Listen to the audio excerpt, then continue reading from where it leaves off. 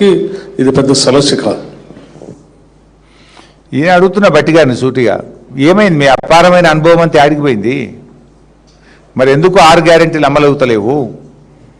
ఎందుకు అప్పులు అప్పులు అని కుంటి సాకులు సొల్లు పురాణం మాట్లాడుతున్నారు? ఇన్ఫ్యాక్ట్ కేసీఆర్ గారు ముఖ్యమంత్రిగా ఉన్నప్పుడు ఎకానమీ స్లో డౌన్ అయింది పెద్ద నోట్ల రద్దుతోని. 2 సంవత్సరాలు కరోనా వచ్చింది, కానీ ఎన్నడూ కేసీఆర్ గారు నా రాష్ట్రం దివాలా తీసిందనో, నా రాష్ట్రం నేను అమలు చేయలేకపోతున్నాను ఏ ఒక్కరోజు మాట్లాడలేదు. ఎన్నికల్లో హామీ ఇవ్వకపోయినా, కరోనా వచ్చినా ప్రతి సంవత్సరం ప్రతి పంటకు క్రమం తప్పకుండా రైతు బంధు ఇచ్చిండ్రు కేసీఆర్, కళ్యాణ లక్ష్మి ఇచ్చిండ్రు, కేసీఆర్ కిట్ ఇచ్చిండ్రు, 200 పెన్షన్ 2000 చేస్తా అంటే ప్రభుత్వం వచ్చిన మొదటి నెలలోనే 2000 రూపాయలు పెన్షన్ చేసి కేసీఆర్ గారు ఇచ్చిండ్రు.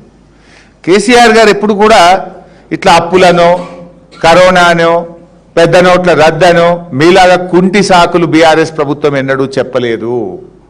మీకు చేతగాక పరిపాలన రాక మీ ముఖ్యమంత్రి ఏమో చెప్పులు ఎత్తుకపోయేటో లెక్క చూస్తున్నారని మీ ముఖ్యమంత్రి, అప్పులని నువ్వు, మీరందరూ కలిసి మీ అసమర్థత, మీ చేతగాని ప్రభుత్వం అని, మీకు దక్షత లేదు అని ఇవాళ మీకు మీరే చెప్పుకుంటా ఉన్నారు. నిజాయితీగా ఉంటే, నేనేమంటున్నా అంటే, మీకు నిజాయితీ ఉంటే ఈ సమస్య వచ్చేదే కాదు. ఎన్నికల సమయంలోనేమో అన్నీ చేస్తాము, తప్పకుండా చేస్తాం, ప్రజలు నమ్ముతలేరని బాండ్ పేపర్లు పంచారు.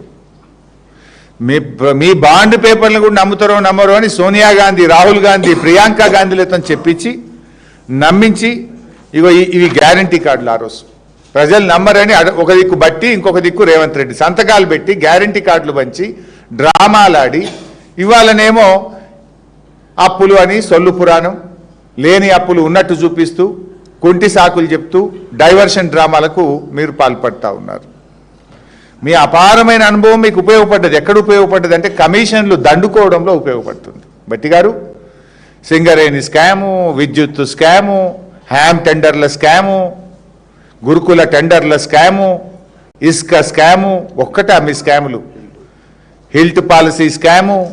అంటే మీ అపారమైన అనుభవం అంతా కూడా ప్రజలకు గ్యారంటీలు అమలు చేయడానికో, రాష్ట్ర ఆదాయాన్ని పెంచడంలో కాదు, పూటకో స్కామ్ చేయడంలో మిమ్మల్ని మించిన వాళ్ళు ఎవరు లేరు. అందుకు మాత్రం మీకు ఉపయోగపడతా ఉంది. ఇక అప్పుల విషయానికి వద్దాం. నిన్న హడావిడిగా బట్టి గారు వచ్చి డ్యామేజ్ కంట్రోల్ మళ్ళీ గొంతు పెద్దగా చేసి ఏదో గట్టిగా బిగ్గరగా అంటే, నేను ఒక్కటి అంటున్నా బట్టి గారు, రంకెలు వేసినంత మాత్రాన అంకెలు మారవు.